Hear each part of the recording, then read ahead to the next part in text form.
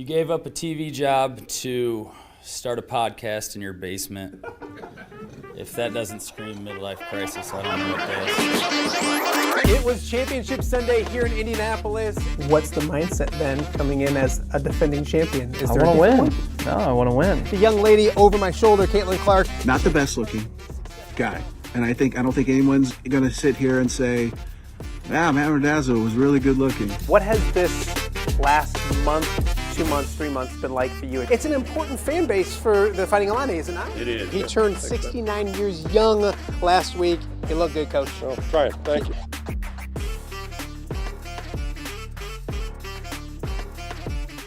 Welcome to Off Day with Matt Randazzo here on a Friday in the Quad Cities. TGIF, thank goodness it's Friday.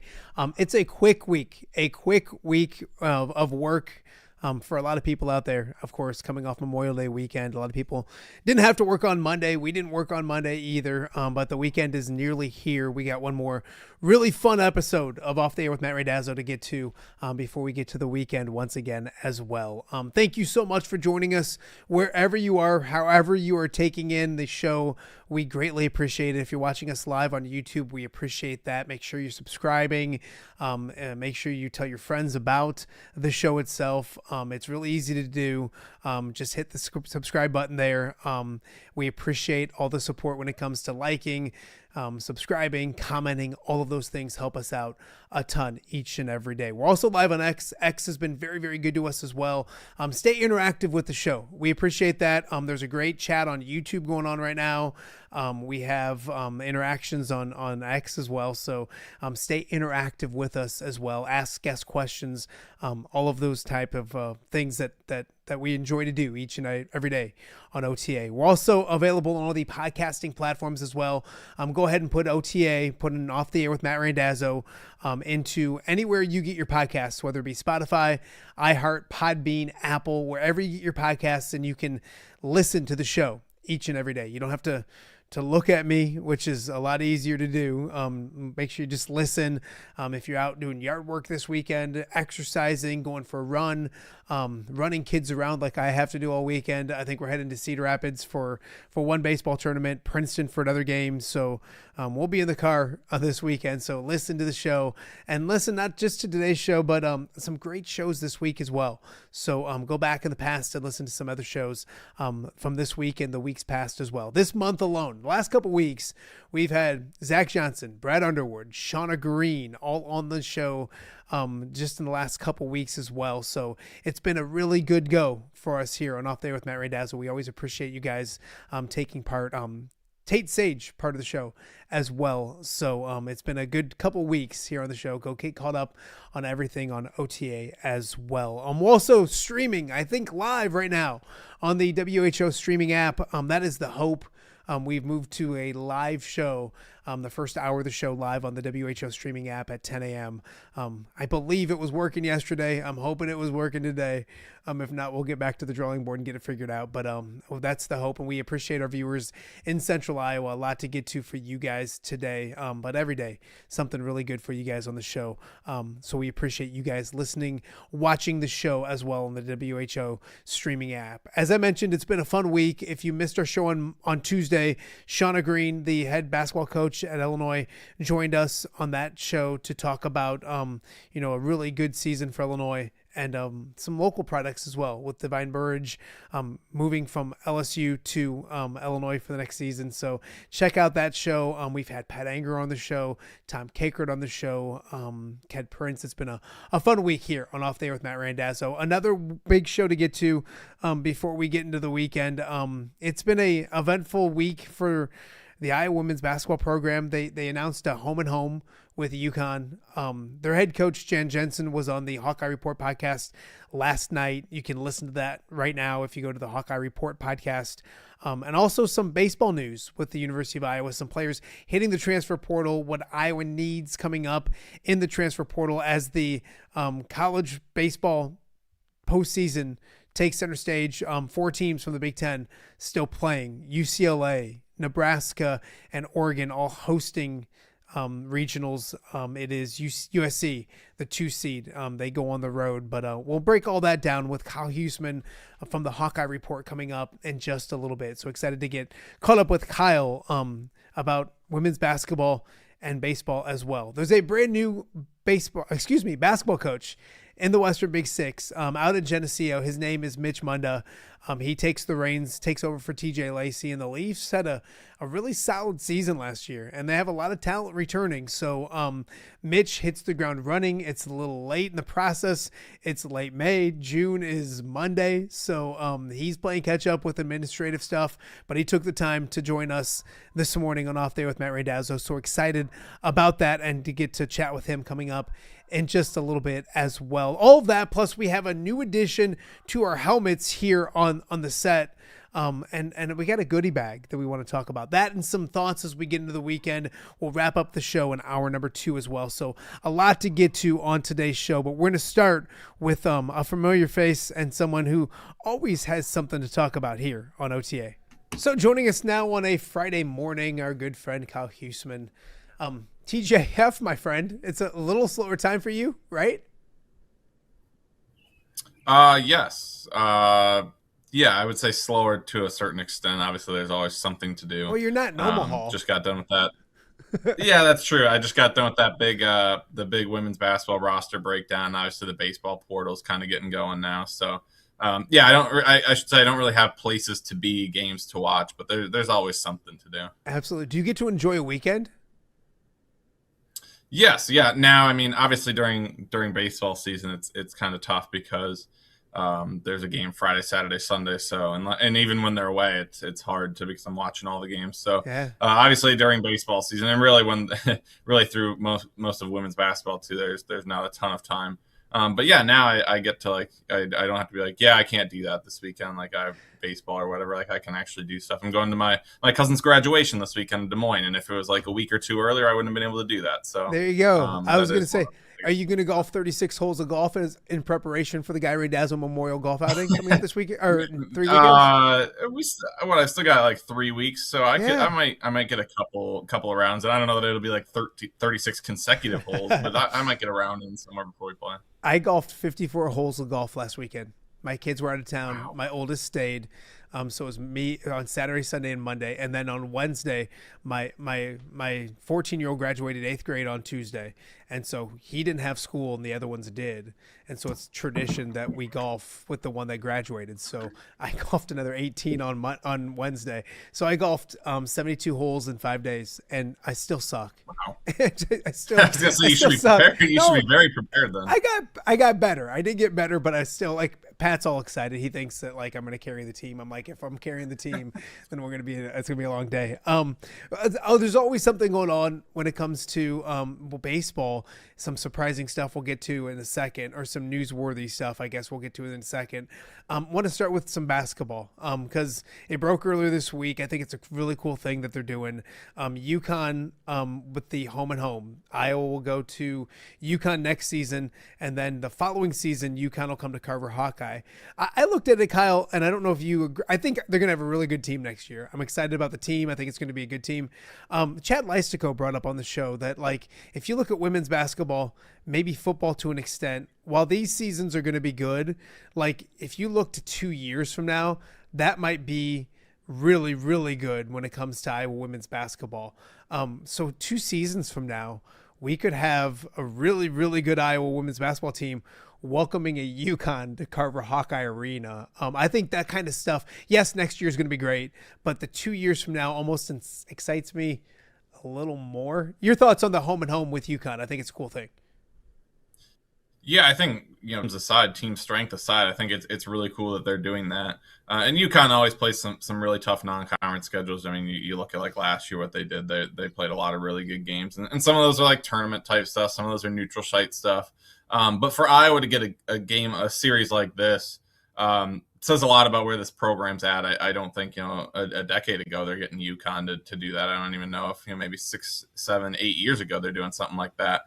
And we were told, Tom and I were told on the podcast with Jan yesterday that we did, that UConn reached out to Iowa.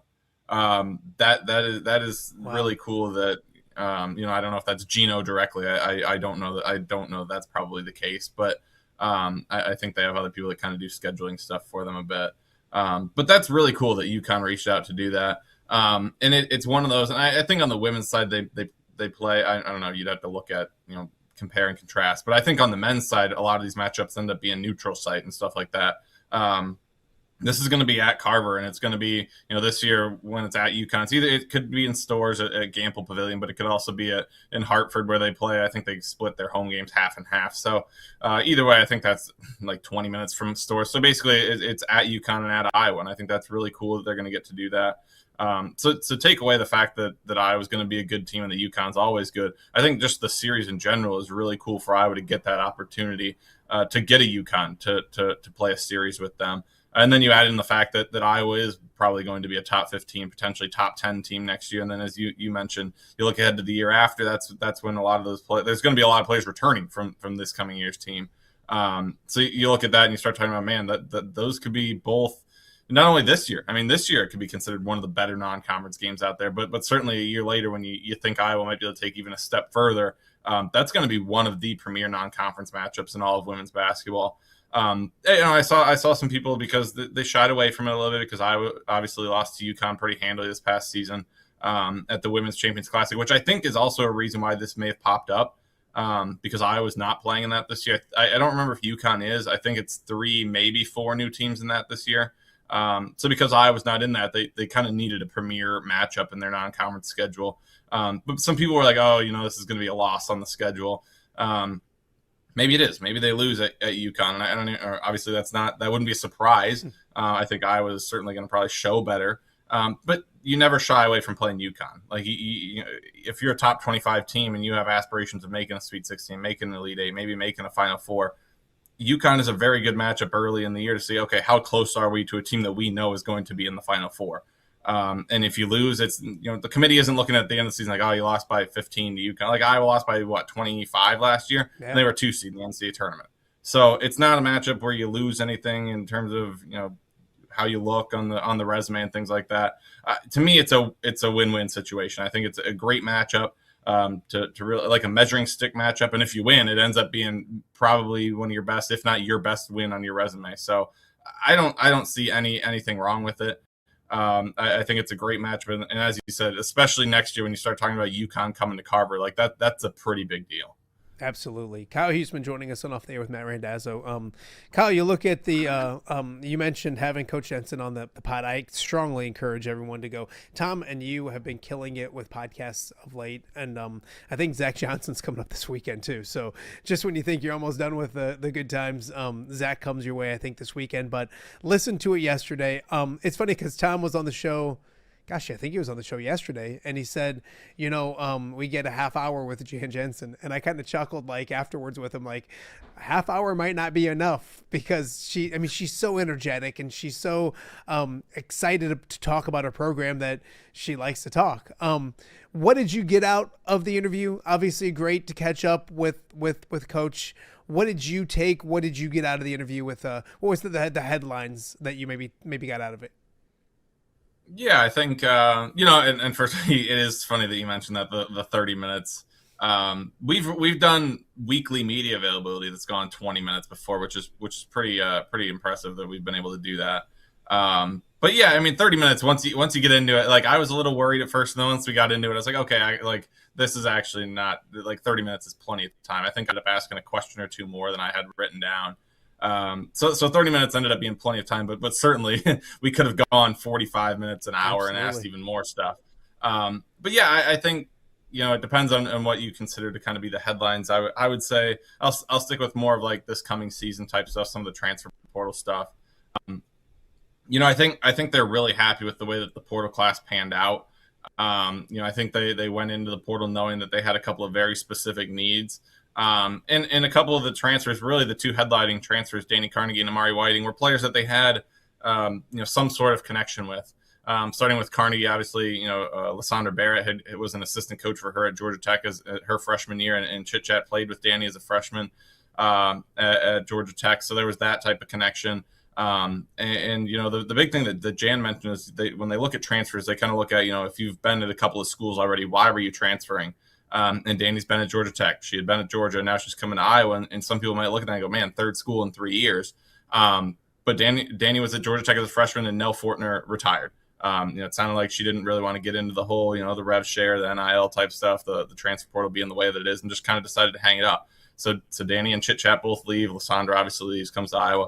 And then the coach at Georgia gets let go after the season. So now all of a sudden she's had a coach retire and a coach get let go. And that's kind of why she had entered the portal a couple of times. So Jan was saying that, like, we do look at that. Why were players transferring? Was it, coach related, coaching staff related, stuff like that? Or was it some other reasons? So Danny had a couple of connections, and obviously the reason for leaving those schools those weren't a big deal for leaving, those reasons for leaving. And And the addition of Danny was someone that they really feel like they needed a playmaker, that type of creator that could play along Chit Chat. Obviously Chit Chat had a great year last year at the point guard position, but obviously her size makes it where it's harder for her to penetrate into the lane, finish at the basket. She doesn't really do a lot of finishing at the rim. So that was an area of the team last year that kind of felt like was lacking, where you didn't really have someone that could just go get you a basket. And not only just like pull up from three or something like that, but like actually get to the rim and do something like that. And that's what Danny's going to be able to fill. She'll play with the ball. She'll be a point guard at times. She can be playing off ball, but I just think having that player that can get to the rim, get to the paint, is really going to help Chit Chat as well, because that means Chit Chat can play her game, and there will be someone alongside her that can kind of finish off the rest of that, which is getting to the hoop, which is something that Chit Chat can't do a lot. So I think that pairing is going to be great. The chemistry should be great between those two. And then the other big transfer was Amari Whiting from Oklahoma State, who I did not know that they recruited a bit out of high school. Amari initially committed to Oregon, and then actually her mom was the coach at BYU, and she went there. Her mom was let go at BYU after a couple of seasons, and then she goes to Oklahoma State this past year. The whole team kind of leaves this past season. They had a bunch of people enter the portal, and Amari comes to Iowa now, and she fills a couple of roles there as well.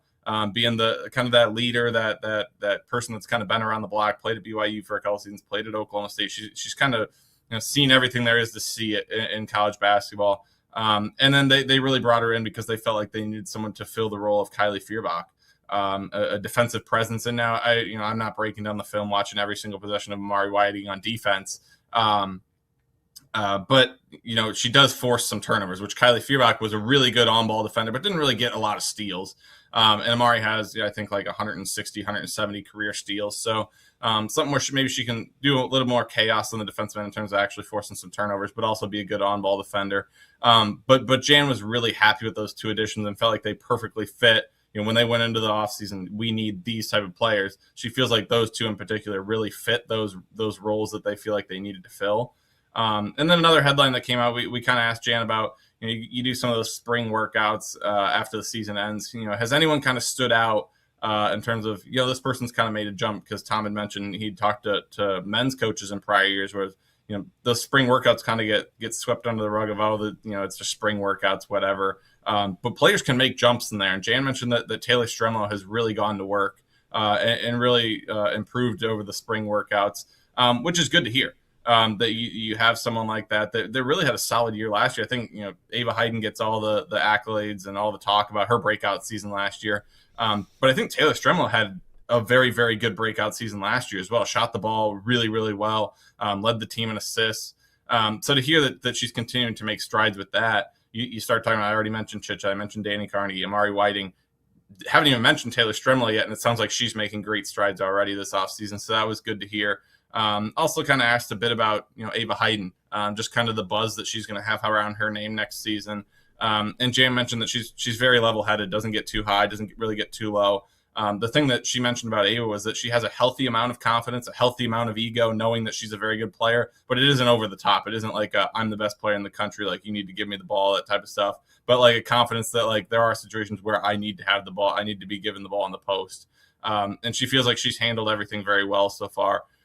So yeah, we talked a lot about the upcoming season with Jan. It seemed like the portal additions that they brought in, they really felt like fit the roles that they needed to fill, and maybe even filled a few gaps that maybe they felt they had last season. Like I said, with the really kind of lacking that player that could get to the basket, and Danny fills that. And I think even Amari Whiting can fill that as well. Maybe not quite at the level of the Danny Carnegie, but she can certainly get in the lane, has a good floater. So I think that's a dimension that they kind of added in the portal. And then the last thing I kind of asked her was about this coming year's team was just about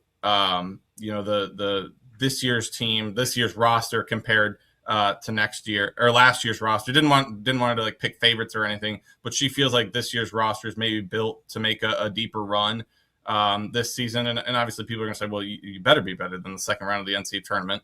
I think last year's team was obviously built to make a deeper run than that. It just didn't happen. But I think this year's roster is maybe a step above last year's roster. And certainly they're going to be changing up the offense to that 4-out-1 in, which people need to. There's still some people that I think are skeptical that's going to happen. That's going to happen. That's why they went in the portal and got the players that they got. That's why McKenna Velichko's coming in to play that power forward position. They're going to be playing the 4-out-1 in this year. And I think they have the personnel to run that at a pretty high level. It's funny you bring that up. I wanted to ask you about it because I was talking to some people about Iowa women's basketball.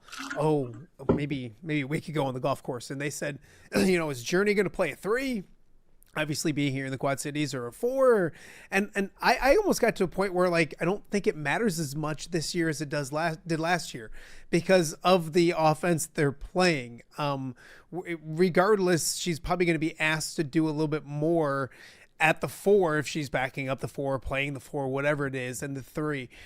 Is that safe to say? It's just going to look a little different when it comes to the 4 out, 1 in concept that they want to get back to? Yeah, and I think speaking of Journey Houston, there's not concern about her, but that is kind of where my one singular concern with this roster is right now. But you're right. In the 4-1, because we did hear last year, Jan and the coaching staff went to Journey and said, hey, like, we know that you want to play on the perimeter. That's kind of where your game fits best. But if you want to have minutes on the team as a true freshman, it's going to have to be at the 4 because that's where we need you. And Journey, obviously, as you saw, she went out and she put her head down and went to work and earned minutes at the 4 and was really, really solid there. But in a 4-out-1 in offense, she can play the 4, and she's still going to be playing on the perimeter on the offensive end. She might guard a 4 on the defensive end, but on the offensive end, she'll be playing on the perimeter. So I think that's pretty helpful for her. That she says, I would like to play on the perimeter more. I'd like to be able to shoot it from the mid range from 3 a little bit more. She'll be able to do that whether she's playing at the 3 or the 4 within that 4-out-1 in offense. And like you said, she's going to be probably backing up the 4 this year because they didn't really add. Kind of that player that we talked about way back at the beginning of the portal cycle. Can they find a 4 that maybe can back up McKenna Velichko or can potentially battle to start? And they didn't make that addition, whether it was they didn't feel like they needed to, or maybe they weren't able to find the right player to fit that. That is the one concern that I have when I look at this roster right now, is that maybe there's a little bit of pressure on McKenna Velichko to come in and be the day 1 starter, just because if it's not McKenna, it's probably Journey Houston. And I think Journey does a great job at the 4. But I think, she does a great job at the 4 in limited minutes. I wouldn't want her to play 20 minutes a game at the 4 because she's not a 4. Her size does not match up at the 4. So she can come in and give you stretches at the 4, but I wouldn't want her to play extended minutes for, weeks at a time at the 4. Because I think you're giving up some size there. So I think that's the one concern I have is I think McKenna Velichko is going to come in and be really solid in the offense, the 4-out-1 in offense, because that fits her game well. That's kind of what Iowa has been lacking the last couple of years, having that. Hannah Stolke was great player. Obviously, whatever, was 3-time second team All Big Ten, but never was really quite able to develop that mid range and have the ability to shoot from 3. And McKenna shoots it from the mid range. The 3 is still getting there, but she's capable of shooting it and can certainly attack off the dribble from there. So I think she fits in well. But if she has stretches maybe early in the year where you say she's still working on getting there. Is Journey, if they have to split a game where it's 20 minutes and 20 minutes at the 4, is Journey Houston going to be able to match up with another team for that long at the 4? I don't know. We'll have to see how that plays out. But I think to your question there about the Journey Houston, the offense, I think whether she plays the 3 or the 4, she's going to be playing on the perimeter, which ultimately is what she wants. And I think she's going to get that this year. Absolutely. Kyle Huesmann joining us on Off the Air with Matt Randazzo. Last one, basketball-wise, then some baseball I want to get to is you look at being able to be accessible to Coach Jensen. And I think right now at Iowa you have, Ben McCullum, who's doing the circuit as well. Kirk does them too. In fact, Kirk will be on this show coming up in June, so we're excited about that.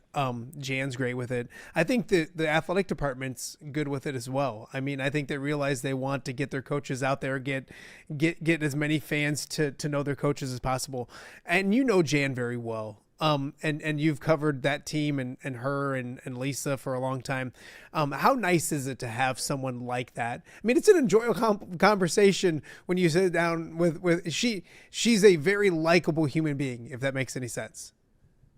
Oh yeah. And I wouldn't even stop at I know the question is about the women's basketball team. I've had I work with some really great coaches with the sports that I cover. I mean, not Lisa Bluter was great in her time at Iowa. Jan's great, obviously. To like you said, we were joking. We could sit down with her for an hour on that podcast and talk to her, and we'd probably run to a spot where she'd say, "Okay, I have to go. I have a meeting." But if she had to go, she would go. But if she had nothing to do, if she had the time, she'd sit down and talk to you for an hour. There's been plenty of weekly media availabilities where we talked to her for 15, 20 minutes. And then, we turn off the cameras, and then we, hey, what do you think of this upcoming, just, another 10 minutes standing there about, oh, did you see that game the other night? Or did you see that team? So yeah, you could certainly sit down and talk to her for a long time. She had the time.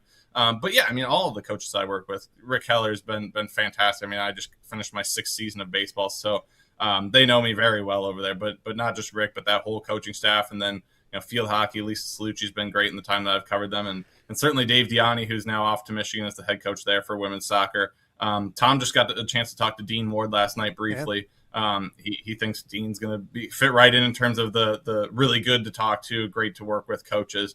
So excited to meet him later this summer when soccer starts coming into view for their season. But yeah, I get to work with a lot of great coaches. And as to your point, it does make it a lot easier when you can sit down and have a coach on a podcast and, talk about the upcoming team for 30 minutes and, or when it's during the season, just be able to say, hey, did you see Indiana the other night? What did you think of, Shea Chesky putting up 25? Just being able to talk to someone like that. Sure. And same with like Rick Heller. I'm at the Big Ten tournament last week, and I was down. The team's warming up in those batting cages down in the tunnels of Charles Schwab, and it's me and John Leo and Rick. We're standing there watching the Ohio State Rutgers game, and just to watch a game with Rick Heller, which I've never been able to do before, and hear him say stuff, just have general commentary about a game.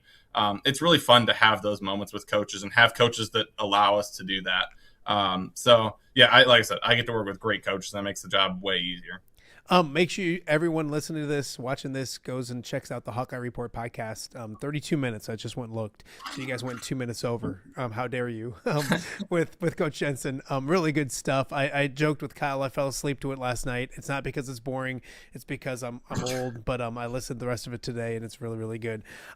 Baseball wise, Iowa. We talked to you during all of the postseason and the Big Ten tournament that a young man from Bettendorf was coming to Wrigley Mathis was transferring to Iowa. An exciting addition. Over the last 24 hours, a couple departures. Kind of take us through the transfer portal exit that has been surprised by either. Your thoughts on what's happened over the last 24 hours? Yeah, I think we knew going into the offseason that there's going to be a couple of departures. There's going to be some additions, and that's pretty common. For Iowa to have a couple of people that go, a couple of people that come in, certainly a handful of people that come in. And I think that was kind of what was expected going in. Now 2 so far, I think there's probably going to be a couple more at some point. And, who those couple are going to be, I don't know yet. But Ben Swales being the first one was kind of the big one yesterday, because we talked, right after the season, we talked about it. And I wrote an article where I said, hey, the infield loses some pieces. But if Ben Swales and Jason Frost can come in and do what we know that they can do, that's a pretty good start for the infield. So to lose Ben Swales, had a really, really solid season last year, dealt with some injuries this year, but was really, really, had a really hot start to the end of the season. I think he had like 16 hits in his last 8 games of the season. Ended up batting .340 over like 30 starts. So had a really solid season even with the injuries. Was a guy that I felt like could slide over to second base with Gable Mitchell leaving. Graduating, I shouldn't say leaving. And now Swales entering the portal, the infield, it was kind of that spot where you felt like with 2 guys returning with Frost and Swales, you had enough there to feel okay and say, hey, you got to go get a couple of guys, but you feel okay with the base that's there. Now with Swales gone, you look at it and you say, okay, Cooper Schulte, the shortstop's gone. Second baseman, Gable Mitchell's gone. First baseman, Caleb Wolf's gone. All you got is Jason Frost over at third base right now. And really the unfortunate part for the infield is that Kyle Olivo's a solid shortstop, could play there for you, and he can swing the bat. Had a couple of home runs in a couple of midweek games this season. But he's potentially going to be your Friday or your Saturday guy in the rotation. So probably not going to start at shortstop, maybe at all, just because you're not going to play a guy 2 ways and have him start on Friday and then go try to make 10 plays at shortstop the rest of the weekend. So that's kind of the tough spot for the coaching staff right now, is that you have a guy that could play shortstop, but he's probably going to be one of your best pitchers on the pitching staff next year. So Swales leaving is one that certainly makes the infield work a bit harder in terms of what they have to try to fill in and rebuild that infield for next season. And then the other one, Cole Moore, freshman pitcher, decided that he's going to enter the portal as well. Both guys are not in the portal officially. I believe the portal opens June 1st, so these are just announcing intentions to enter the portal. And Cole Moore was a bit more surprising to me, just as a freshman that had kind of come in and carved out a decent role. Was kind of a midweek arm for Iowa, but had come in some spots on the weekends. had flashes where he was really solid, had some stretches again where, you go through the normal freshman stuff where you deal with some free bases and things like that. But a guy that certainly had all the stuff and the ability to be a guy that could be a bullpen guy for Iowa next season. And now we'll see what happens here over the next couple of weeks. It still feels like the starting rotation and options in the starting rotation are there on this roster with Olivo and Brody Earlbeck, who's going to be back from injury next year, and Maddox Freeze and Jaron Bleeker. So as long as those four stay, I think they'll feel really good about their options in the starting rotation.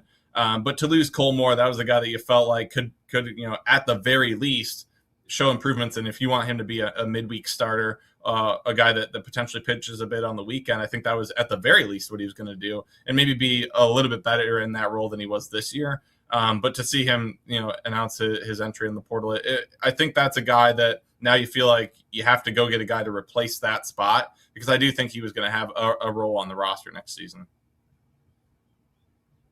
Kyle, when you look at it, how does Iowa, and you did an article on what it maybe looks like, but where are they looking to add, attack, those kind of things when it comes to, it's just like in every sport, there's going to be additions during the offseason. What's the game plan maybe for Coach Heller as he gets ready to attack the offseason? Yeah, it'll be really interesting to see not only who they target, but where those players are coming from. Because Iowa, obviously, when you start talking about NIL and things like that, the money available at Iowa is not, what's available at other schools, even in the Big Ten. I don't know where Iowa would rank, but I would imagine it's not very high in the Big Ten. It's just the way it's been at Iowa for baseball over the years. And you could do a full show with Rick Heller on that. But that means that at times they have to go to the JUCO ranks, and they've done very well with that over the years. But you look at the roster right now, and they would really benefit from being able to grab a D1 guy. You look at a couple of guys they brought, like a Brennan DeRiggi, who comes from Wofford and ended up being just a phenomenal addition at first base. They would really benefit from getting a guy like that. Maybe not at first base, but maybe a shortstop that had a level of impact like that. So it'll be interesting to see if they are able to get a guy like that. I think Joey Nair did a pretty good job out in left field in terms of being a D1 transfer from Dallas Baptist and making a pretty large impact. But Iowa has to go find the right guys that are D1 guys that have proven talent, that aren't maybe looking for a boatload of money, because Iowa just can't offer that. So it'll be interesting to see if there are guys out there that kind of fill that role of being a D1, somewhat proven guy that can come in and fill some spots. But in terms of what they need, I think, obviously the infield, they're going to need a shortstop, and they've had some really good shortstops over the years with Michael Seegers, and Gable Mitchell obviously played there, and Cooper Schulte. So I think that's a position that they're not going to take lightly. But you also need a second baseman now. You need, a first baseman. Could they potentially move like a Max Burt there from catcher? Maybe. If not, they need a first baseman that can play there. And you mentioned Wrigley Mathis. He's coming over from Kirkwood. I think the outfield's got some guys with Jalen Ziegler is going to be back, and Kellen Strohmeyer is going to be back, and obviously Wrigley Mathis is coming in. Brett White, who was just a redshirt freshman this year. So I think they've got some pieces there, but none of those guys, in my opinion, are for sure like they're starting day one next year. So it'd be nice if maybe they could find an outfielder that could come in and be like a guy that like a Miles Risley from a Kirkwood a couple of years ago, that type of guy where you're like, he's going to come in and he's going to start, and then these other four guys can battle for the other two spots. And certainly on the pitching staff, I think, a couple of bullpen guys, they're already bringing in Reed Burkle from Kirkwood. But certainly a couple of bullpen guys, because they lose a couple from this past season. And you'd really like to, as much young talent as there is on this pitching staff, and I think it's going to be really solid young talent that continues to get better not only next season but the year after. It'd be really nice to bring in a guy or two that that has proven, whether it's JUCO or D1 level, to have a guy that you can come and say, okay, we feel pretty good about him coming in and having a role with this team next year, and having it being a good role, kind of like maybe that Maddox Freeze where you bring him in and you say, whatever role it is, whether it's out of the bullpen 2 innings a game, or, out of the bullpen he throws 4 or 5 innings, or starting like he did, a guy that you bring and say, we're pretty certain that he's going to be good in his role, because there is still young talent that you're just not quite sure at this moment in time as they try to build the roster for next year. Could some of those young guys make great jumps over the offseason? Yeah, I mean, that's happened a lot of times, but you're not for sure right now. So it'd be really nice to bring in some guys in the bullpen side that you're pretty sure are going to have a role next year. And like I said, I think the starting rotation, as long as it stays intact, I think they've got 4 guys right now that can really fit into the starting rotation. And if it's a Bleeker or a Maddox Freeze that doesn't win in that spot, it could be similar to what we've seen both of those guys do this past season, where they could come in on any given day and give you 4 or 5 out of the bullpen. So I think the starting rotation is good, but I think outside of that, there's certainly some additions that need to be made. Kyle, before we let you get out of here, there's some baseball to be played today, I think, when it comes to the Big Ten.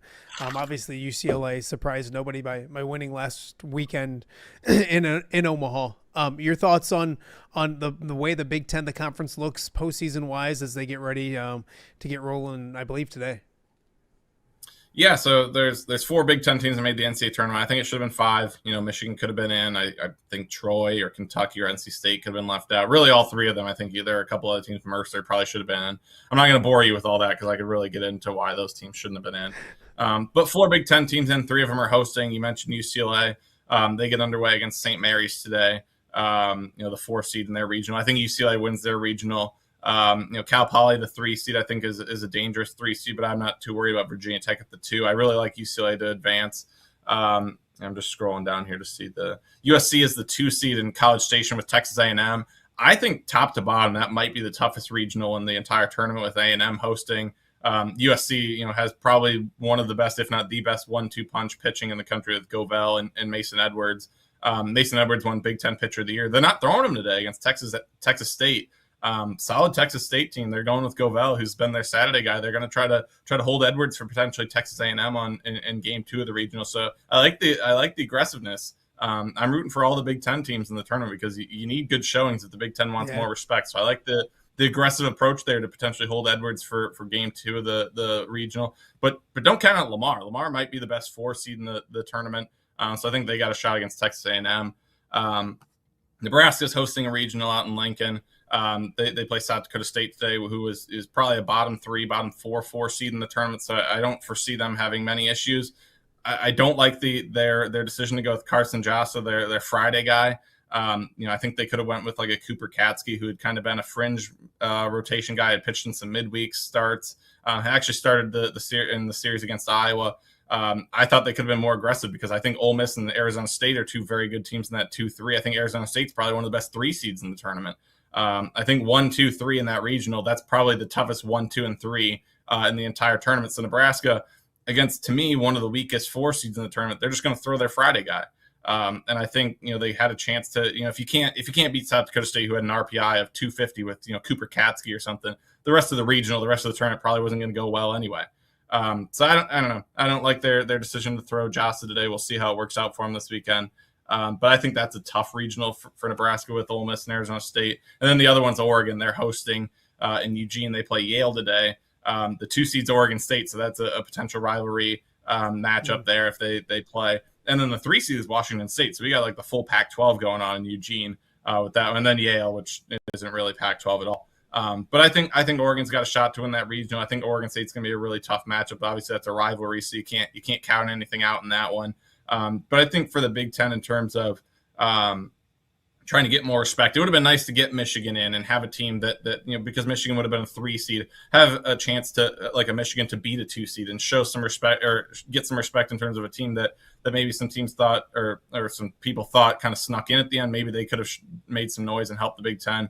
But certainly I think USC could make some noise and really show the strength of the Big Ten if they were to win in College Station. And certainly like if UCLA won the national title or something, or if Nebraska made a super regional or if Oregon made a super regional as well. I think Oregon can make a run of the College World Series. I think if you're a Big Ten baseball fan, I think if you're an Iowa baseball fan, you have to root for the Big Ten teams. And, people aren't going to want to hear about rooting for Nebraska.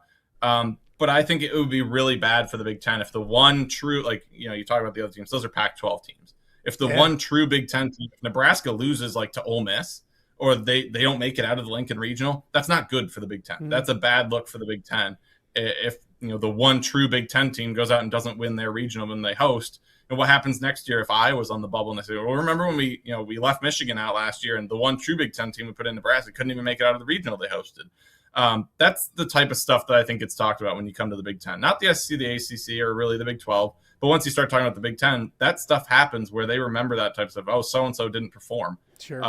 And so I think if you're a Big Ten fan, an Iowa fan, I think you need to root for all Big Ten teams in the tournament. That includes Nebraska. I know people don't like it. It'd be great if it was like Michigan that was hosting the regional instead, but it's Nebraska. Yeah. So I think you have to root for them to do well and at least make a super regional. If you don't want to root for them to make the College World Series, that's fine. But they need to get out of that regional because there's an SEC team there and there's a Big 12 team there. And it'd be huge if Nebraska could beat out both of them and win that regional. Plug your nose, hold your nose, and root for Nebraska is what Kyle's saying. Everybody needs to check out the Hawkeye Report podcast. The Coach Jensen interview is up right now. Go take a listen today when you're going for a run or going to work or whatever you're doing. And, of course, check out the Hawkeye Report as well. Kyle's did a great recap of women's basketball, men's baseball, all those kind of things are happening right now. He's the engine that runs the Hawkeye Report, and he's the guy who's going to get ready to come win the Matt Randazzo Memorial Golf outing here in a little over 3 weeks. Kyle, appreciate your time, man.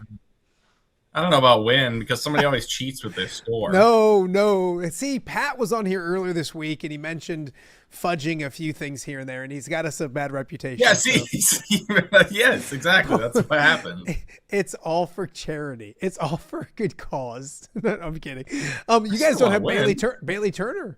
Is I know he's apparently skipping out on us. So I mean, we'll see. So all right, buddy. We'll see what happens. Enjoy the weekend. Thanks we'll talk for to you having me soon. on. See you, buddy. That is Scott Huesmann. A lot to get to with the Hawkeye Report. Go there, check out all the great stuff that they have over there. Tom, Kyle, Tanner, everybody does it. Blair, Dennis, they all do a great job. So we got more to get to. Coming up after the break, there's a new basketball coach in the Western Big Six out in Geneseo, and he's excited to get rolling. We have him with us next right here on OTA.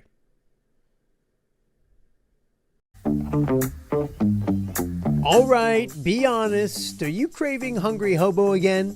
You know, that fresh sliced meat piled high on those amazing sandwiches, hot off the grill chicken and steak with all those delicious toppings, the biggest and best selection of baked potatoes, or simply some waffle fries dipped in cheese. Well, now that Quad City favorite is even easier to get. Download the Hungry Hobo app today. Order ahead, skip the line, and earn rewards all at the same time. There's Double Points Monday and exclusive specials as well.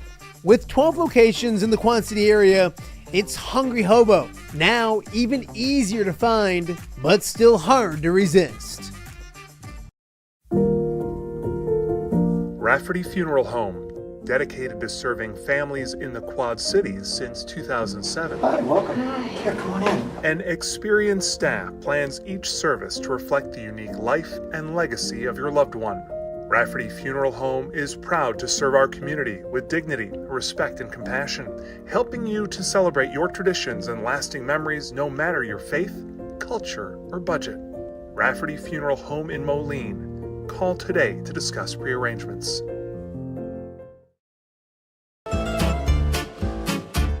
When it comes to quality, convenient pizza, Godfather's Pizza in Silvis has you covered. Featuring a beautiful dine-in area, delivery, and a carry-out window. Godfather's Pizza is that pizza you grew up with, not a convenience store. You see, at Godfather's Pizza, the dough is made fresh daily. That mozzarella cheese is shredded fresh and never frozen. And those toppings are abundantly piled high each and every time. Locally owned and operated since 2010, Godfather's is a huge supporter of local athletes right here in the Quad Cities. So come on by and check them out at 1211 Avenue of the Cities in Silvis. Order online at godfathers.com and reunite with that same delicious pizza you grew up with.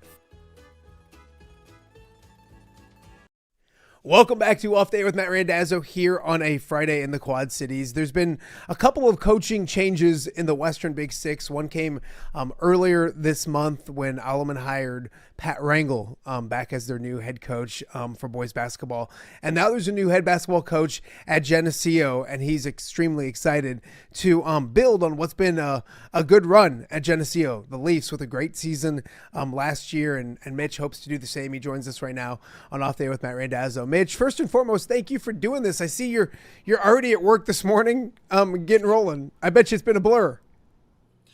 Yeah, getting hired a little bit late in the school year here. I really wanted to jump in. I'm a coach at heart, so I'm always in the building. I have a supportive wife, like we've already talked about. So the funny story actually about this office, because I actually got to move up here 2 days ago. This is the old Larry Johnson office. So back-to-back Johnsons, and this is like the old football one upstairs. It's like one of the only rooms up here, so I hope I get some of that good Geneseo luck from that Johnson lineage. But, Yeah. he just retired this year, and he was a little bit of my mentor my first year coming in as a teacher.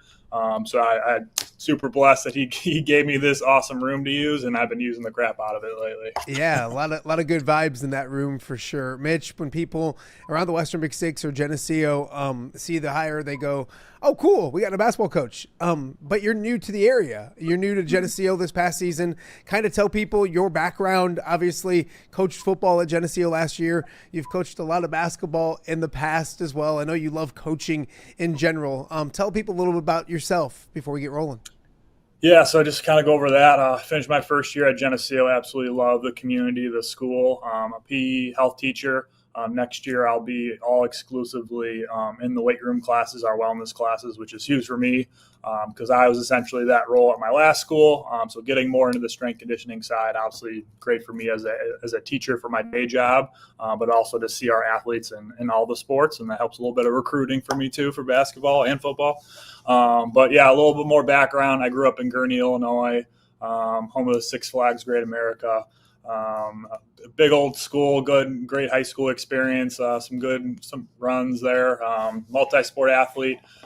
From there, I played football at UW Platteville, 4 years of football, actually. I was a basketball guy my entire life, picked football up late, had a really good senior year in both of those sports, but I just had more of an interest since it was newer to do football, so I kind of went with that. My father was a football, basketball coach, so he kind of just like, do what you're interested in. I built a lot of great connections through that, and then blessed to get a job right out of college and right into the teaching coaching world at Antioch Community High School in Northern Burbs, the Chicagoland area. Great basketball lineage. Played with a lot of good players. Coached a lot of good players at Antioch. Coached basketball there for about 7 years, and then football all 8 years there. A lot of great athletes, good community, very similar community to what I moved in here at Geneseo, blue collar, hardworking, multi-sport athletes. So it was an easy transition to the type of player I was coaching here my first year. So that's a little bit of my background, where I've been and where I'm at now.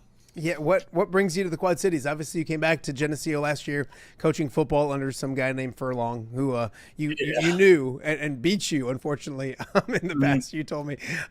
What got you back to Geneseo? And I know that it was a strategic move because there's a lot to offer in Geneseo, both when it comes to work opportunities, but also community and raising family and those kind of things.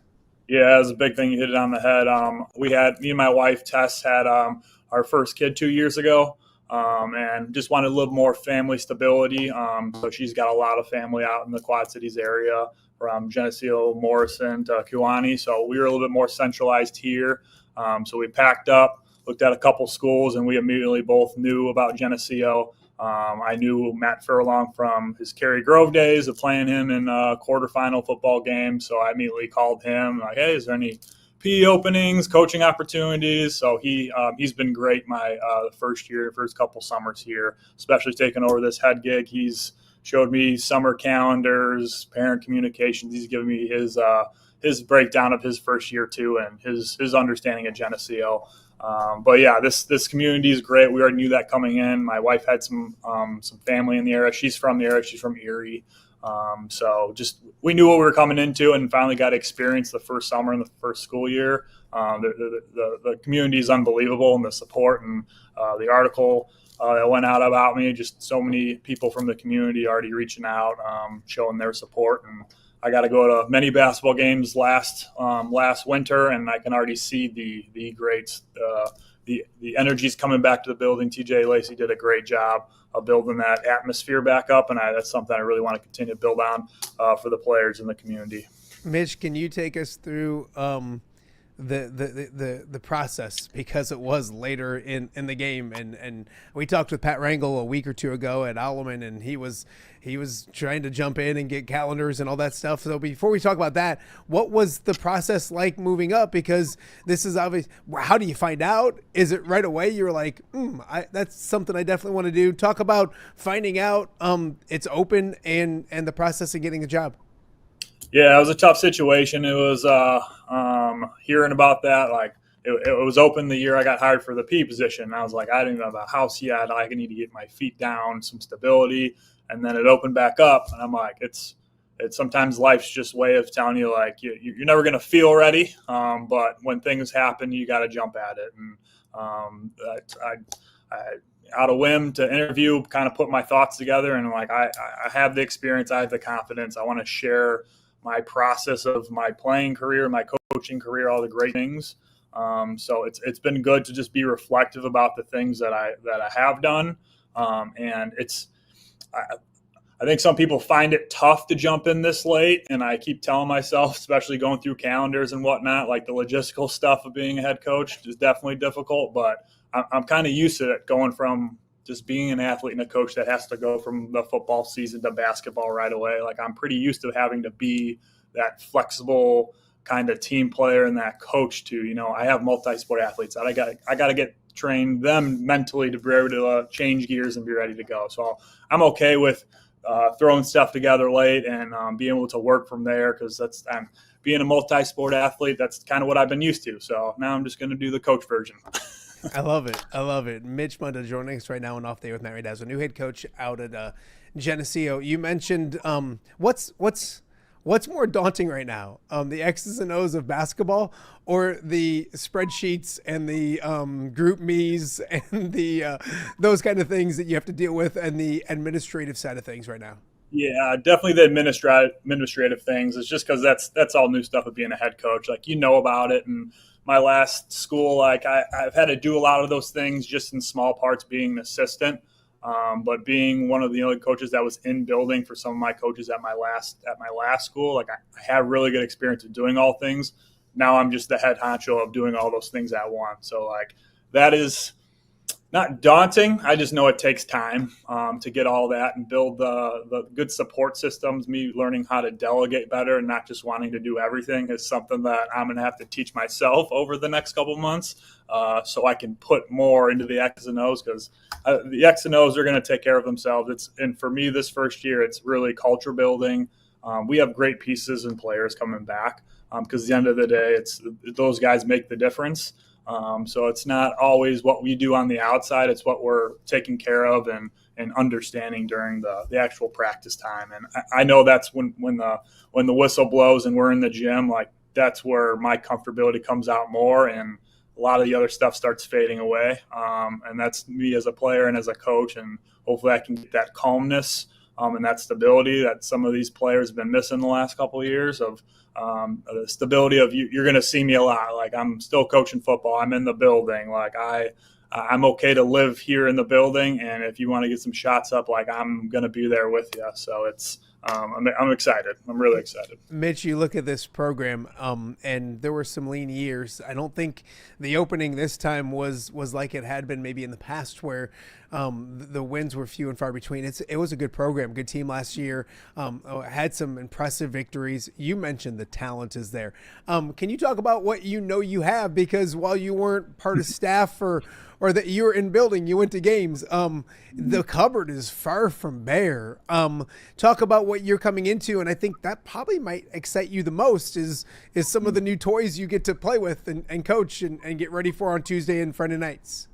Yeah, absolutely. I'm going to definitely miss some of the seniors that graduated. There's a good core group of guys that really developed the last couple months of the season. But that junior class, everything that I've seen and been told, like that's the engine that's really going to get us going, from the Jacks to the Burridges, to our multi-sport athletes, the Jaden Wexels, some of these guys that are going to be in a state track meet pretty soon here in a couple hours for high jumping and long jumping and all the relays and all the records they broke in track this year.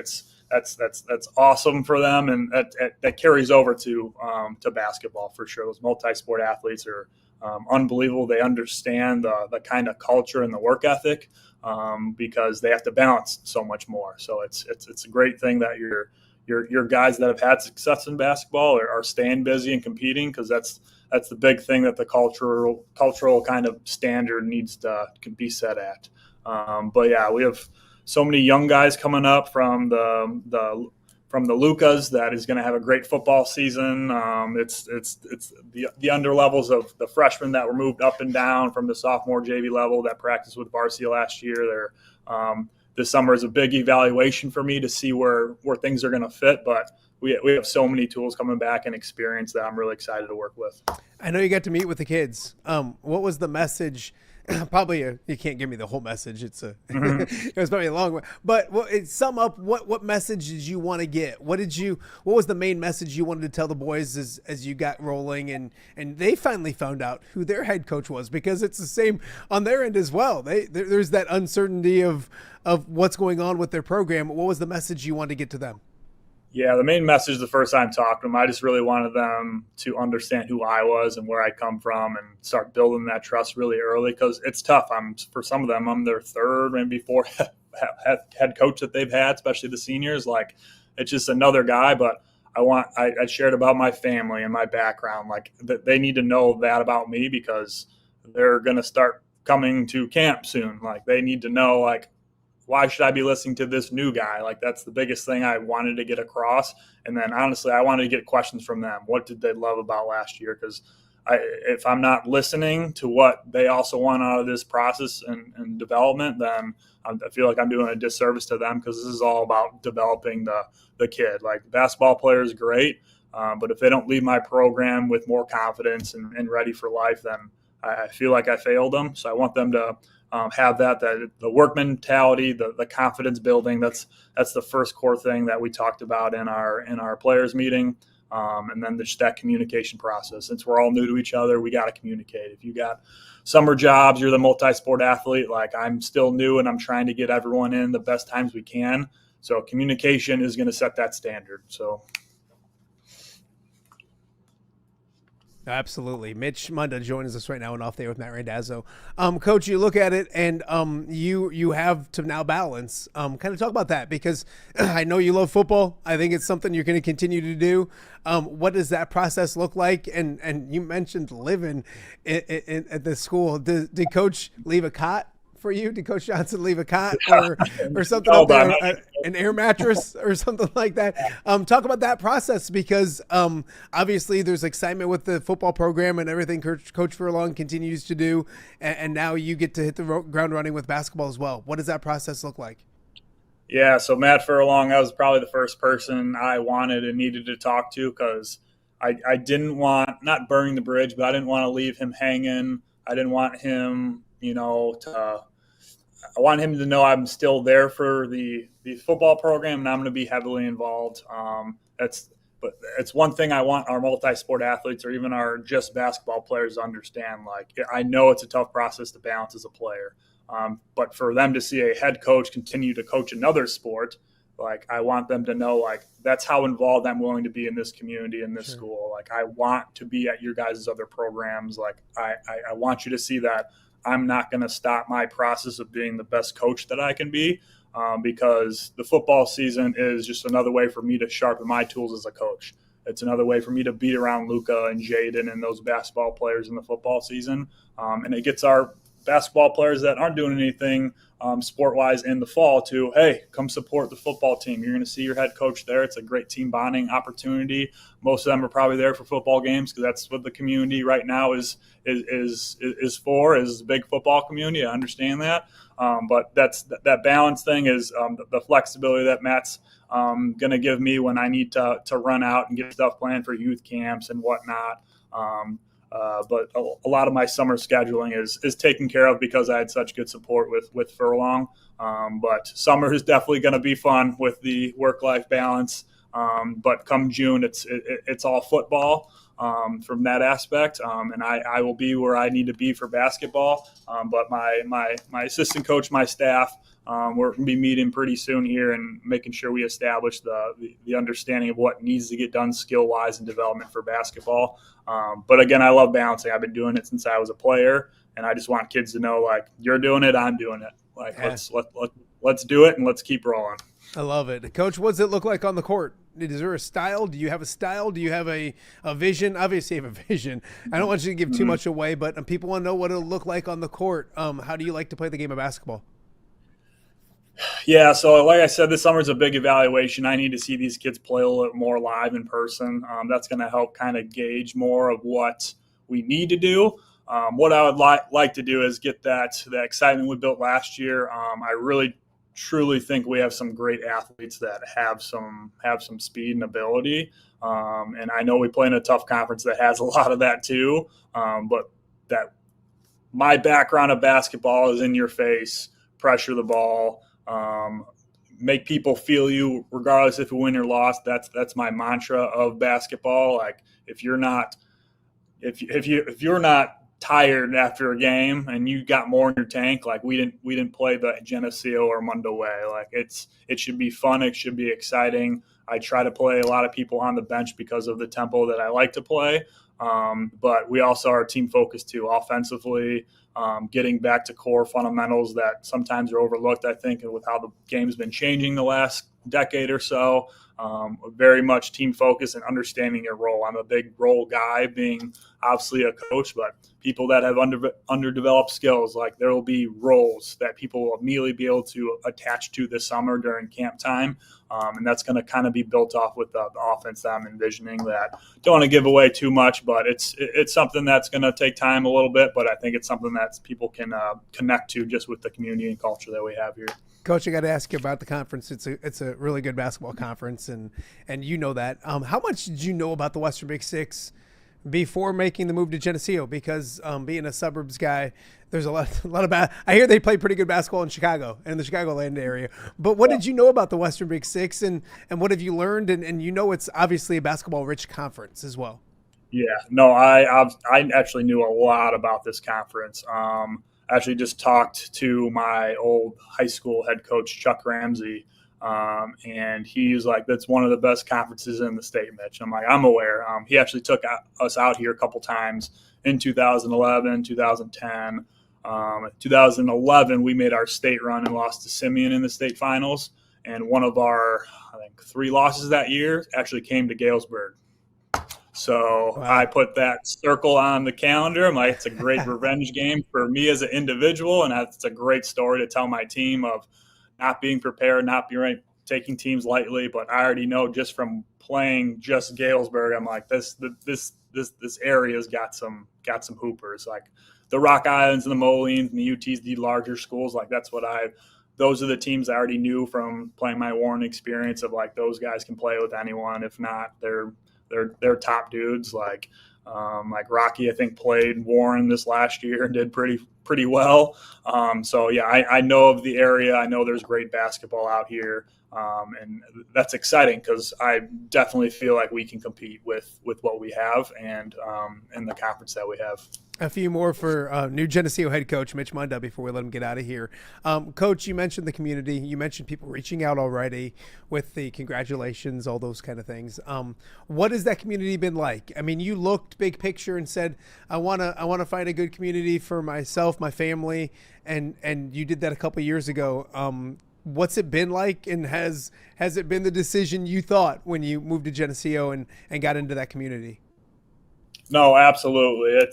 It's small town meets just big enough to, have good development within sports and community. And there's never not something to do in town. Like that's why me and my wife try to immerse ourselves so much within the community, going to just in town and walking and going to every possible thing that's going on. But I feel like I've learned the little intricacies of, the Geneseo Donuts, like going there. And my wife's already part of the Jazzercise, let's call it a group, but it's very influential kind of people.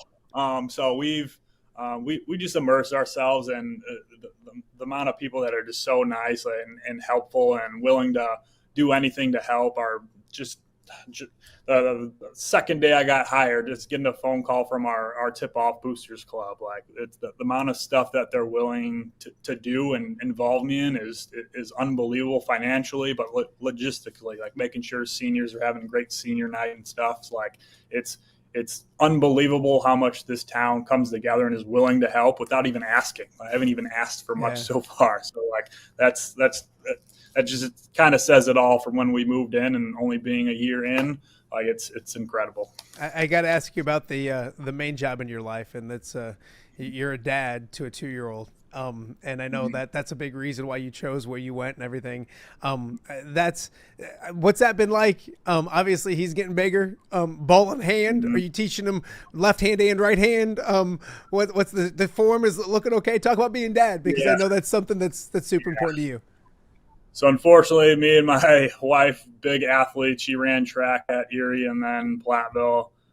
We have all the equipment around him. We are agreeing not to push any sports on him, but he's already naturally gravitating towards basketballs and football. And actually, he's picked up golf since the Masters. So we just have golf balls all around the house, which I got into golf the last 10 years too. So I'm going to let him have fun with what he wants. When he wants to wake up and dunk the ball, like I'll whatever. But he's already very driven into the sports world without much push from me and mom. But he loved the football season, seeing all the green machine signs and all those combines. He's in love with the area. He's in love with everything, the trucks, the trailers, the basketball, the sports, the GFAC. I can't get him out of the GFAC, which is great because that's another place I'm going to be living too.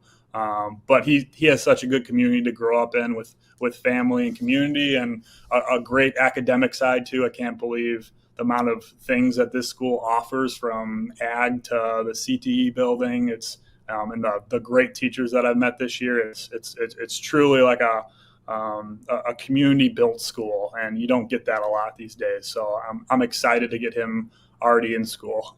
Coach, some quick fun questions for you before I let you go. If you could have dinner with anybody in the entire world, who would it be and why? I think my wife and I just talked about that not too long ago. Man, that's a loaded question. That's something I'd use my whiteboard too. And like, I'm super organized. I'd do it by category. I'd be like comedy, sports. If I had to pick one person, my wife would probably be upset and confused if I didn't pick Will Ferrell. I'm having a bad day or I need something funny to show my team or something. Just the Will Ferrell bloopers are just unbeatable. Like, I'm a big comedy, Ted Lasso kind of approach with how I talk about things. Will Ferrell would be incredible. I don't know if I'd be able to eat food around him because he just make me laugh the entire time. But that's my kind of comedy, and that's my go-to. That's a good coach. Or good choice, Coach. Good choice. I'm a foodie. I like to eat, probably too much. What's the favorite food? Have you found a place in Geneseo that's like the go-to? Did you celebrate the job yet?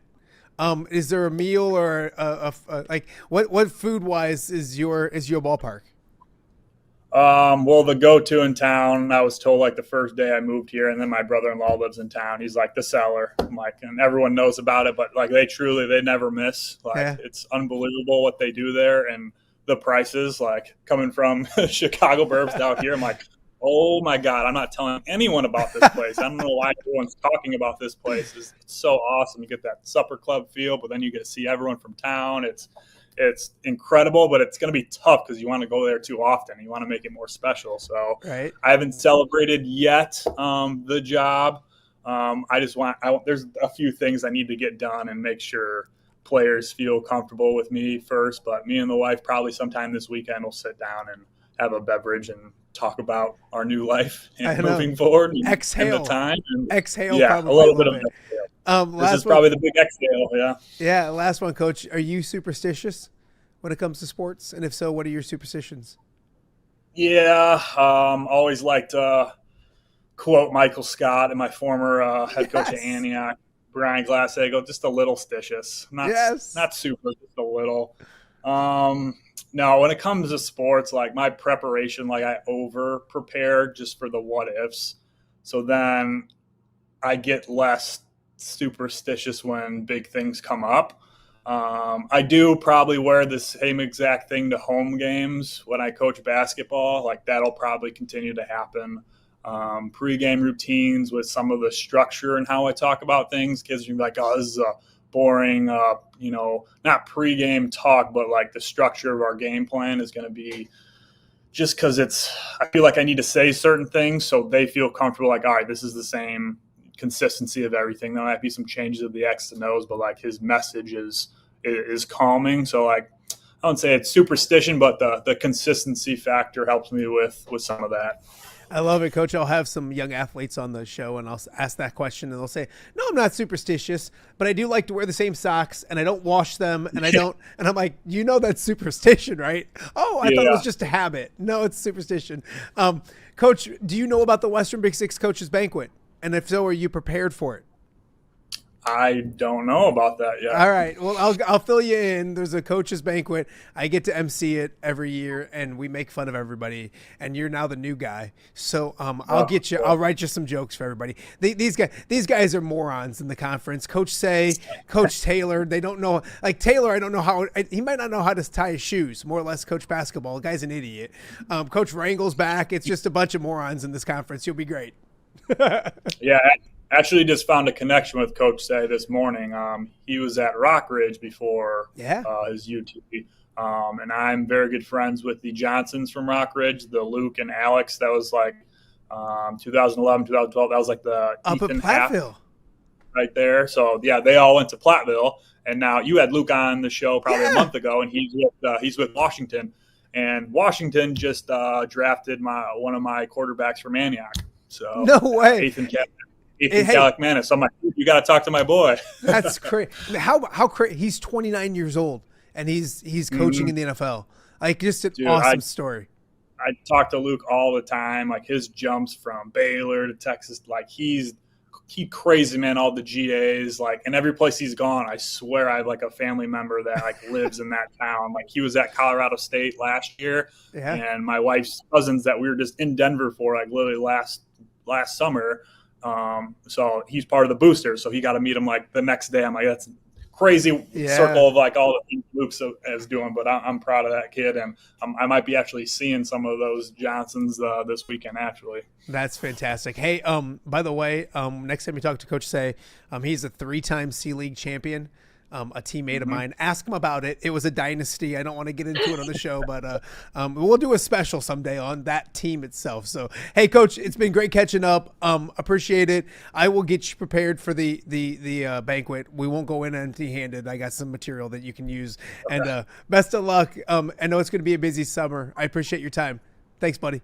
No, I appreciate it, Matt. Go Leafs. Awesome. That is new head coach out in Geneseo, Mitch Munda, joining us here on Off the Air with Matt Randazzo. You can tell the energy. He's going to be at that school a lot, which is a good thing if you're a Maple Leaf. We got more to get to. You're watching OTA on a Friday right here in the Quad Cities. For over 65 years, Linquist Ford has proudly served the Quad Cities, and they're just getting started. Looking for a new ride? Check out a healthy mix of new and quality pre-owned vehicles ready for you. Need service? Skip the waiting room. With free pickup and delivery and mobile service, they come to you. No delays, no hassle. From routine maintenance to a full-service collision repair shop, it's fast, friendly, reliable, and always transparent. Linquist Ford, serving the Quad Cities since 1959. Experience the difference today. Hey, I'm the Crawford guy. Ooh, do you guys always speak at the same time? Sorry, guys. I'll go first. You know, if you need help with your heating or air conditioning, or electrical, or plumbing, Crawford Company can solve your problem. But what about your problem? What problem? Do you not hear yourselves? Take it from me, the Crawford lady. And me, the Crawford guy. Crawford is the comfort company.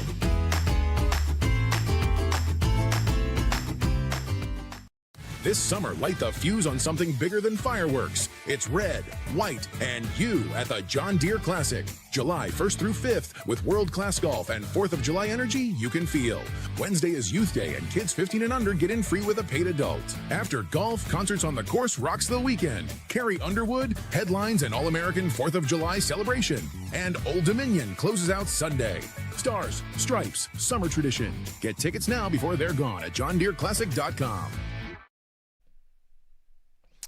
Welcome back to Update with Matt Randazzo here on a Friday in the Quad Cities. Friday, May 29th, I believe. Coming up in a few days. On Monday, it's June 1st, so May is already gone. June is right around the corner. I do want to mention real fast, a great sponsor here in the show, Hungry Hobo, has a great promotion going on right now. you can go and get a $25 gift card for whatever graduate you have, and God knows you have plenty of them. I think we have a couple more graduation parties to go to this weekend. Every time you spend $25 on a gift card, you get $5 for free for you. So I love it over the holidays. I take advantage of it nowadays as well. So just wanted to put that out there for the Hungry Hobo fans out there listening. A really good promotion and a really good sponsor here of OTA as well. As we mentioned, it is Friday, getting into the weekend, and the weekend should be a good one around the area. A few things I wanted to chat about. People have seen on social media, I think it's Coach John Gruden gets these boxes and he opens them up with stuff. Everybody has seen the way I decorate my desk, and we're going to do a little remodeling here today, but then also in the future, a few new logos, graphics, all those kind of things coming towards the end of the summer. So excited about that. But we had Matt Drinkle on the show earlier this month, I believe. Matt Drinkle is a Bettendorf alum, Iowa alum, doing great things, head coach at Central Michigan. The Chippewas had a great year, his first year up there, 7-5. He's got some local products up there, including both Van Wetzingas. So really good dude, one of my favorite people, came on the show. And I gave him a hard time because, as you can see, I got the Iowa, I got the Illinois helmets, I got my Lions, I got my Pioneers. There's a helmet for the show, and then I don't know why my shot's so tight today, but there's a Steamwheeler helmet there as well. So in the mail 2 days ago, I get a box, and I felt like I was John Gruden getting a box of goodies from somebody from his stuff, but I grabbed the box right here. So I got the box. I figured I should maybe open it up. As you can see, I did a little bit, but open up some of it on the show as well. So first off, it is from Matt Drinkle, and there's a couple of these. One's for Pat Anger, which we'll try to figure out later, but a Chippo's box. Open it up on. I have not looked at it yet, but I do know because I have seen, and the card is fantastic as well. But there's a new helmet for the set, a Chippewa's helmet. We're gonna get that out and put it up on set here in a second. But again, Matt Drinkle did a fantastic job last year with the Chippewas, and expecting more good things this year from Central Michigan. I told him we go up to Detroit once a year, and last year I almost went. We're up there for the Central Michigan Western Michigan game, and we stayed in Kalamazoo on Friday night into Saturday, and they played in Kalamazoo at Western Michigan, and I'm like, we're gonna go. I mean, we might as well get up and go to the game. The game wasn't until 4. If it was an 11 o'clock start like I thought it might be, oh man, look at this. So as I knock a bunch of stuff off my desk, we've got ourselves a sweet looking Central Michigan hat. We'll be putting that on during the show several times. For the winter time, a little stocking cap action from Central Michigan. Chippewas will be in full effect. Got a couple shirts as well, Central Michigan shirts. So Matt Drinkle making sure that we're ready for the football season, wearing Central Michigan stuff.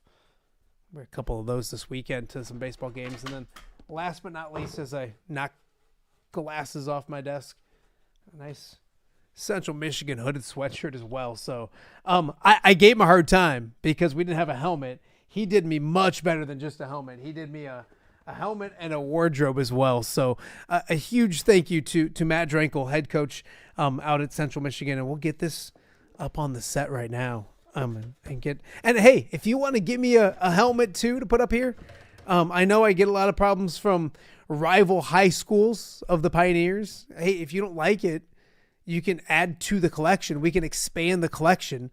I'm all about taking free stuff. So we're going to get I hate to do this, but the one that has the show on it, my kids were messing around up here about a month or so ago, and yeah, it's broken. So we'll get that fixed. We'll move that one over here.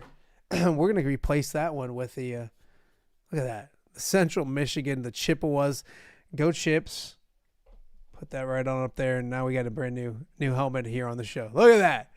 So I can no longer give Matt Drinkle a hard time for not having a Central Michigan helmet on the set.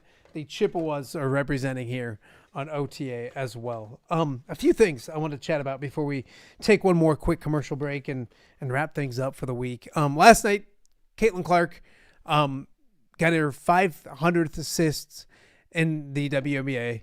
she becomes the fastest player to 1,000 points and 500 assists in WNBA history. She did in 59 games. Sue Bird was the prior fastest, 82 games.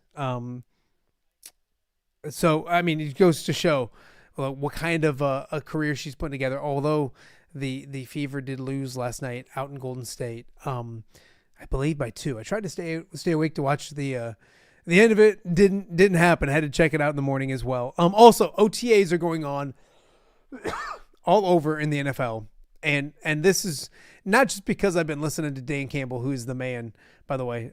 He had a press conference this morning, and he was kind of talking about how he's not going to throw parades or hype people up in May anymore, and he has in the past, and some of them have been true.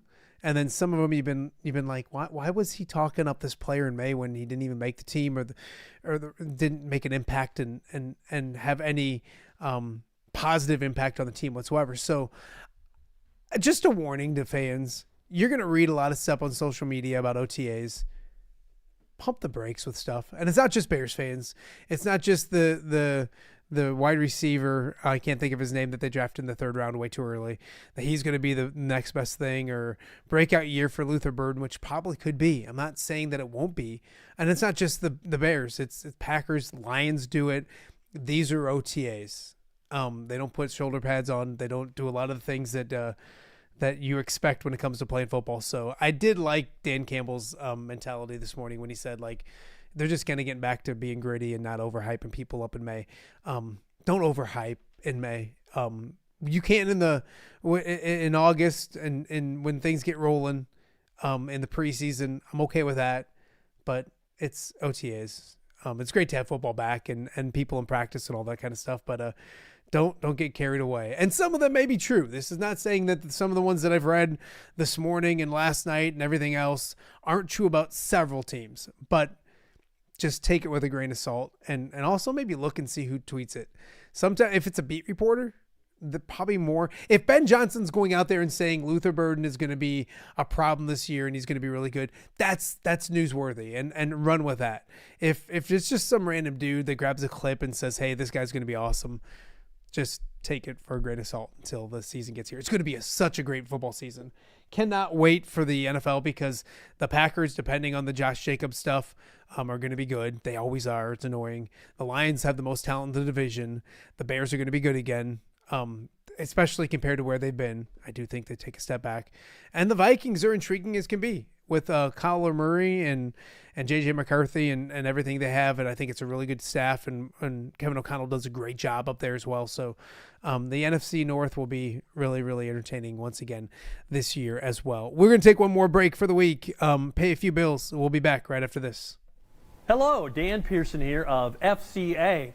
Our team is thrilled to support Off the Air with our good friend Matt Randazzo. We share the view of the power of sport when it comes to relationships, including the influence of the coach. FCA believes the coach is the most influential person in America. Matt celebrates local coaches and athletes. His content is informational, insightful, and inspirational. Our Fellowship of Christian Athlete team loves partnering with Off the Air with Matt Randazzo while we engage, equip, and empower coaches and athletes in our 23 counties. FCA, the heart and soul in sports. View from the West, the podcast covering Illinois high school football.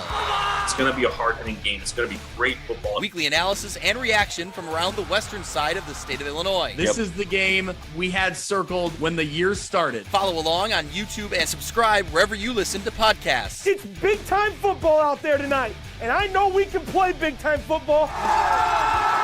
View from the West. We got you covered.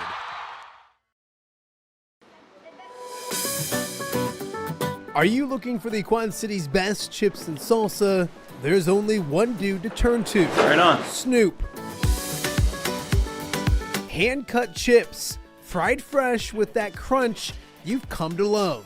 And the most addicting salsa with delicious fresh ingredients each and every time. Pick up your chips and salsa, queso, enchiladas, and much more at the Stern Center in Rock Island. To place your order, simply call the man himself. It's Snoop. at 309-314-8197 and find out for yourself what the rest of the Quad Cities already loves. Welcome back to Update with Matt Randazzo here on a Friday in the Quad Cities. Nearly wrapping things up for the week. Thank you to, and you guys can jump on and chat during the show. It's sometimes it's slow, sometimes it's super busy. I'm gonna mess up the name. Think 71791 or 01. I don't have my glasses on, but an everyday person that's on there a lot. Just pointed out that Davian Thompson, so one of the many recruits, point guard recruits that Iowa is in on for the 2027 class. We've talked with Tom Kakert about it recently. Davian Thompson, originally from the Bolingbrook area. Now I think he plays in the Kansas City area because that's what kids do nowadays. Put out his top four. He's a 2027 point guard. His top four are Arkansas, Vanderbilt, Michigan, and Baylor. So Iowa did not make the list when it came to his top four. I will say this. I know that Caden Daughtry, who's a kid from Florida, I would think is probably Iowa's top choice. Just talking to Tom Kakert, and Jamie Shaw was on Tom Kakert's podcast. That was really good as well. I know that Caden Daughtry is high on Iowa's list. I know the big boys are coming to try to swoop him up. Michigan and Iowa seem to be like the two of the top teams for him. If a Davian Thompson commits to Michigan, and there's already point guards at Michigan, maybe that helps Iowa with Daughtry. I think one thing Iowa can sell is that, Cale Combs is there this year, maybe next year because of the 5-for-5, but who knows? And they picked up the kid from Tyreek Coleman from Illinois State. But I think you can look at it and say, hey, come to Iowa. Did you see what we did with Bennett Sturts? Here's the keys to the car.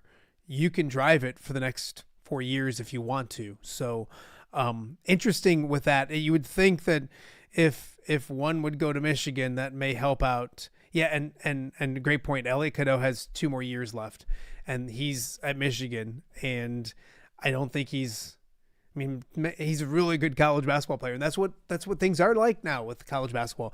Really good college basketball players can stay in college and make a whole bunch of money. They're probably not going to make a bunch of money in the NBA. I don't see Elliot Cadeau being like a top 15 pick anytime soon. So he's going to be there for 2 more years. If the Davian Thompson kid commits, he's there next year. Hopefully some of these point guards that have mentioned Iowa and Iowa's in on, including Caden Daughtry, realize that, like, hey, you can go and play a ton, because if you're Ben McCollum, you don't sit your point guard very often. Obviously, Bennett Sturts is a different cat, but he likes to, if you're good and you're running the show, he wants you to play and play a lot. So some interesting stuff. Thank you to the everydayer for think 71701. Put your name down there so I know at least so I don't just say think. If you want to. If you don't want to, I don't care. But appreciate you chatting and bringing that to my attention, because that's interesting to say the least. Gary Dolphin next week on the show. Almost had Gary today. Was booked up, so we're gonna have Gary tomorrow. Or not tomorrow, no show tomorrow, but next week. I will have Joe Wieskamp. Taylor Hink is his name. Taylor, thank you for that. I appreciate that. And there's probably a way to look at it too. I'm just not the sharpest knife in the drawer. So thank you, Taylor, for letting us know about that. Joe Wieskamp on Monday. So really intrigued to talk with Joe. He's got his camp coming up in Muscatine. I want to promote the heck out of that. He's another good season of professional basketball. His family's growing. His thoughts on Iowa basketball and what they did this past season. His thoughts on Fran and what he did this season at Penn. So it'll be a fun chat with Joe Wieskamp coming up on Monday morning at 10 a.m. That's a good way to start the week. So make sure you have yourself locked in for Joe Wieskamp. I think Luca Garza next week. We mentioned Gary Dolphin. No show next Friday. I'm telling you that right now. I got some things to do in Iowa City. No show next Friday, but we'll have 4 really good shows coming your way coming up next week right here on Off the Air with Matt Randazzo. Again, if you missed anything this week, go check it out. Shauna Green on Tuesday was awesome. There's Tom Kakert, there's Ken Prince, there's Pat Angerer, and everything in between from this week's shows. Go check those out over the weekend. Enjoy the weekend. It's supposed to be a warm one, but it's supposed to be a good one here. I know in the Quad Cities and I think around the Midwest as well. So enjoy the heck out of it, and we will see you guys back here on Monday.